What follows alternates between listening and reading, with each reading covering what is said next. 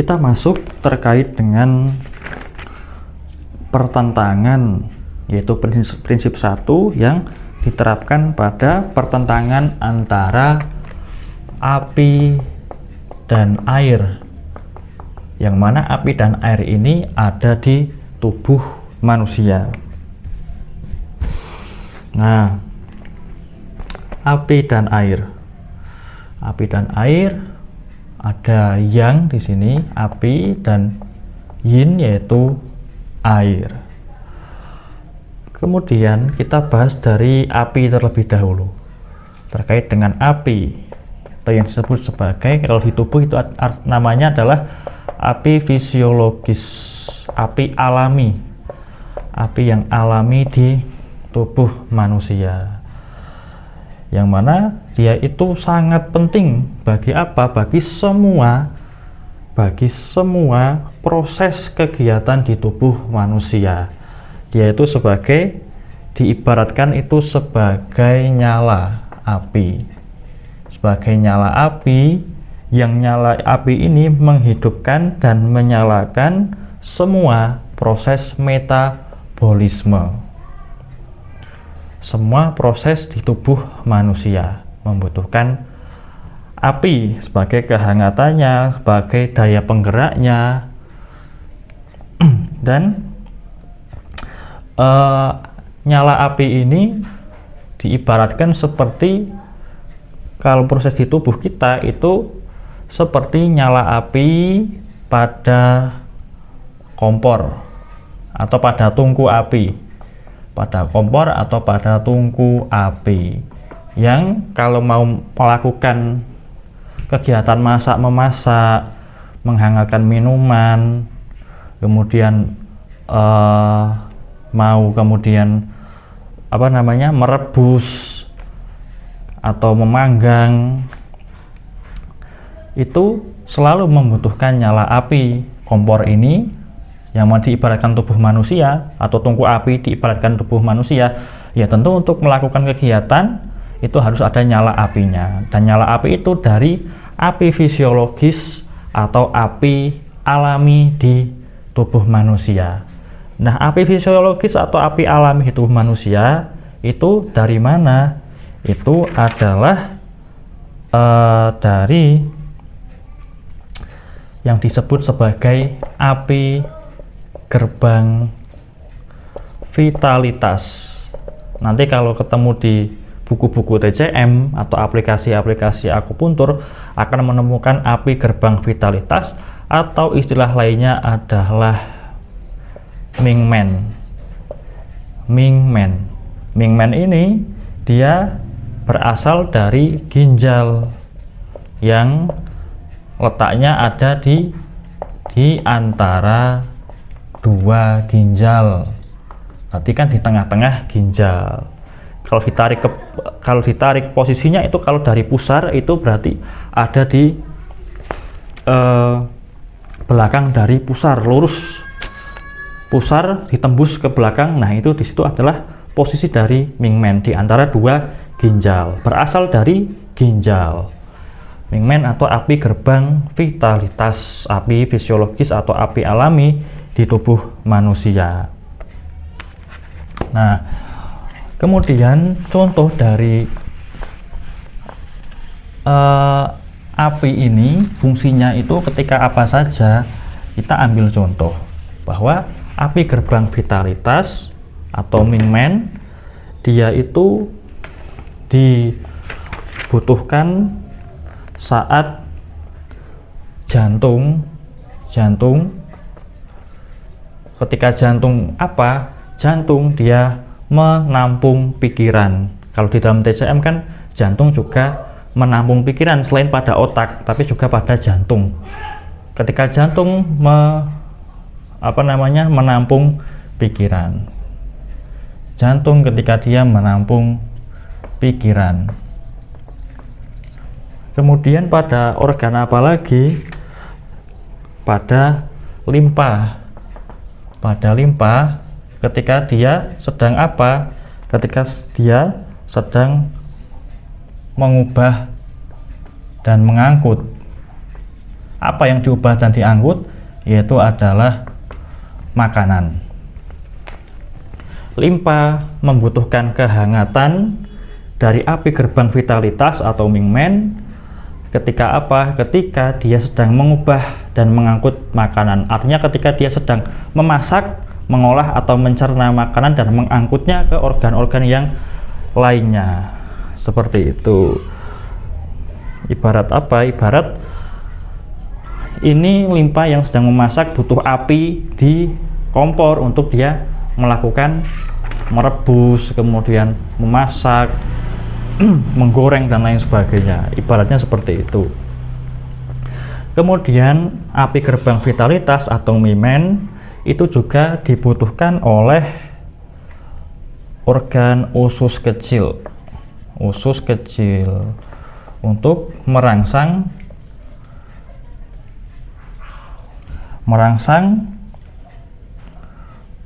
fungsi pemisahan. Merangsang fungsi pemisahan. Jadi usus kecil itu fungsi organnya atau kerja organnya itu adalah memisahkan antara zalir atau cairan yang kita konsumsi antara yang masih bisa dimanfaatkan tubuh atau yang tidak bisa, sehingga yang masih dimanfaatkan tubuh ya kemudian akan dimanfaatkan ke tubuh, disebarkan ke tubuh. Nanti yang sudah benar-benar kotor itu akan dibuang. Nah, itu dalam merangsang fungsi pemisahan itu dia seolah-olah sebagai mesin yang membutuhkan batu bara seperti kalau di pabrik itu mesin-mesin yang membutuhkan batu bara, membutuhkan api untuk melakukan pemisahan dari bahan yang murni dan bahan yang kotor. Kemudian juga organ kandung kemih. Kandung kemih dan ciau bawah. Nah, ini istilah baru lagi. Ciau bawah itu adalah pembakar bawah. Nanti kita akan pahami tersendiri. Ini adalah pada kandung kemihnya. Ketika kandung kemih dia mau mengubah dan mengeluarkan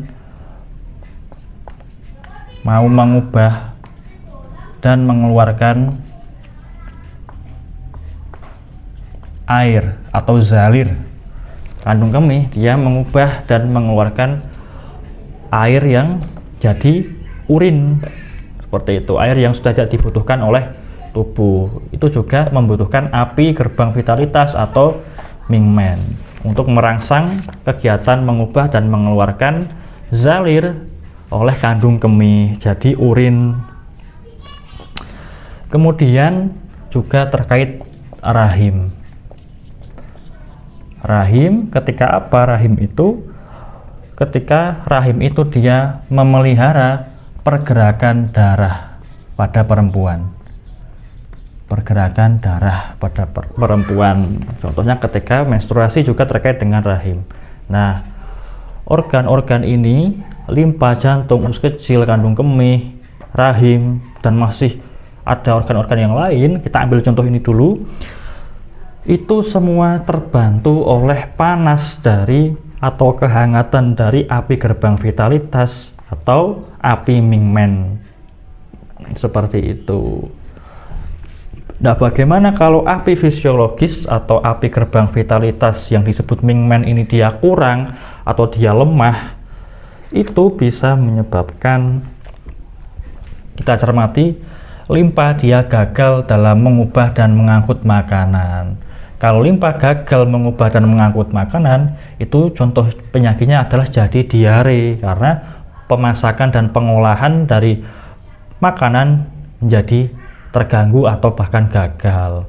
Kalau di jantung, dia jadi gagal menampung pikiran. Apa yang disebabkan, apa yang diakibatkan, maka bisa jadi depresi, bisa menyebabkan depresi karena gagal menampung pikiran secara baik, depresi atau stres.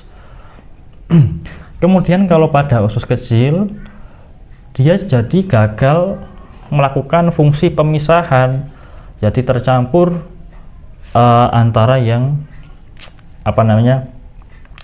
antara yang air-air atau zalir yang masih murni dan yang kotor jadi tercampur, seperti itu.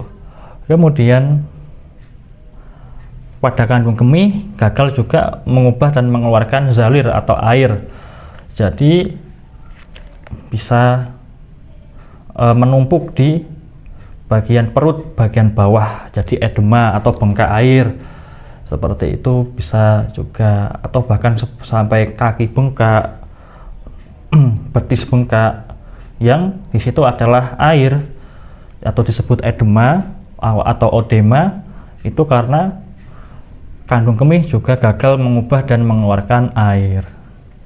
Kemudian pada rahim ini akan menyebabkan pergerakan darahnya jadi terganggu, bisa jadi darahnya macet. Kalau macet bisa menyebabkan nyeri ketika menstruasi, kemudian bisa menyebabkan ketika rahim ini kurang kehangatan, bisa menyebabkan kemandulan karena sel telur dan bagian-bagian di rahim dia menjadi lemah, seperti itu. Nah, ini terkait dengan api di tubuh manusia. Setelah kita membahas terkait dengan api, tentu kita akan membahas terkait dengan lawan daripada api. Lawan daripada api, lawan dari yang, yaitu adalah yin. Berarti itu adalah air, unsur air yang ada di tubuh manusia. Nah, air ini juga fungsinya kalau di tubuh manusia adalah membasahkan atau melembabkan dan mendinginkan. Mendinginkan dan membasahkan. Membasahkan diibaratkan sebagai pelembab atau pelumas, kalau di mesin adalah pelumas. Kalau mendinginkan, kenapa kok ada fungsi mendinginkan? Karena pada kegiatan yang dilakukan oleh api di dalam tubuh itu harus diimbangi oleh air yang menstabilkan suhu. Ibarat pada mesin ya ada air radiator seperti ini, menyebabkan lebih dingin, artinya tidak overheat, tidak kelebihan suhu panas di tubuh karena terlalu apinya mendominasi. Mendinginkan, membasahkan. Ini adalah fungsi dari air. Nah, asalnya dari mana? Asalnya juga dari ginjal. Asalnya dari ginjal. Sama, api dan air di tubuh manusia yang utama adalah berasal dan tersimpan pada ginjal, pada organ ginjal. Dan api dan dengan air di tubuh manusia itu dia adalah hubungannya adalah saling menyeimbangkan supaya tetap harmonis. Karena nanti kalau yang namanya api itu dia gagal dikendalikan, artinya dia terlalu berlebihan. Kita hapus terlebih dahulu supaya tidak membingungkan. Kita mau masuk ke materi ketika api dan air itu dia tidak seimbang. Ini ketika api dia berlebihan, maka apa yang terjadi? Dia akan nyala ke atas. Bagaimana sifat alami api di alam itu nyalanya pasti ke atas. Api berlebihan terlalu kuat, dia akan nyala ke atas karena airnya juga tidak bisa mengimbangi. Nah, apa yang terjadi? Nyala ke atas kemana? Ke tubuh bagian atas. Tubuh bagian atas. Utamanya adalah ke kepala. Maka apa yang ditimbulkan kalau nyala ke atas, yaitu di tubuh bagian atas, Nah, yang ditimbulkan contohnya adalah gejala dari sakit kepala yang menusuk. Sakit kepala menusuk. Kemudian juga mata jadi merah. Mata merah, kemudian wajah merah. Wajah merah. Kemudian juga bisa kehausan di tenggorokan. Dan kekeringan juga bisa terjadi. Kekeringan, baik nanti kekeringan itu di kulit, kemudian kalau di atas berarti dia kekeringannya di bibir, di lidah. Nah, seperti itu. Itu ketika api tidak bisa diimbangi oleh air dan dia jadi berlebihan, dia akan nyala ke atas, ke tubuh bagian atas, terutama di kepala, tenggorokan, atau bisa juga di dada. Nah, contoh gejalanya adalah sakit kepala yang menusuk, mata merah, wajah merah, kehausan, dan kekeringan di bibir, di lidah, di mulut, di tenggorokan. Nah, seperti itu. Itu ketika api yang dia berlebihan. Nah, kemudian kalau lawannya yaitu air. Ketika air yang berlebihan, artinya adalah apinya yang lebih kecil, apa yang akan terjadi? Jika air yang berlebihan, maka dia akan menimbulkan satu luapan, dan luapan itu mengalirnya ke bawah, mengalir ke bawah. Api sifatnya yin, dia mengalir ke air sifatnya yin, dia akan mengalir ke bawah, ke tempat yang lebih rendah, dan akan apa? Akan menumpuk. Akan menumpuk. Kalau menumpuk, apa yang terjadi? Akan terjadi edema. Edema atau odema. Itu istilah lainnya adalah bengkak air. Bengkak air. Seperti apa? Seperti pada orang yang punya gejala sakit jantung tertentu, atau pada orang yang punya penyakit-penyakit ginjal tertentu. Itu biasanya bisa pada tangan, kemudian pada perut, kemudian pada kaki, terutama pada kaki ya, kaki, paha, betis, itu jadi bengkak, yang bengkaknya itu adalah bengkak air, tidak sakit, tapi kalau kemudian ditekan, misalnya pakai jempol ditekan, itu akan lama kembalinya, dan itu akan menimbulkan satu bekas tekanannya itu akan menimbulkan cekungan dan akan lama kembalinya. Itu bengkak air. Kemudian bisa juga menimbulkan BAK atau kencing yang berlebihan.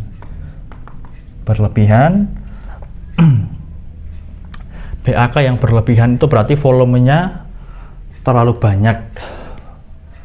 Kalau kencing itu banyak keluarnya dan juga sering kencing, beser. Kemudian juga sulit mengendalikan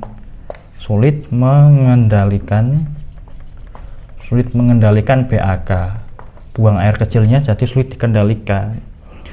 Sudah kencing tapi ketika duduk atau sedang makan tiba-tiba kok tidak terasa sudah ngompol, ternyata sudah keluar urin. Nah, seperti itu. Ini ketika air dia berlebihan, apinya terlalu kecil dan tidak seimbang, maka dia akan membludak, mengalir ke bawah, dia akan terjadi penumpukan. Kalau penumpukan jadi edema atau bengkak air, kemudian bisa buang air kecilnya berlebihan, kemudian sulit mengendalikan buang air kecil, seperti itu. Nah, itu ketika api dan air dia tidak seimbang, jadi sebuah penyakit tertentu. Oke, ini adalah terkait dengan api dan air di tubuh manusia, dan kita akan lanjutkan pada pertentangan berbagai macam hal di dalam tubuh manusia pada video-video yang selanjutnya.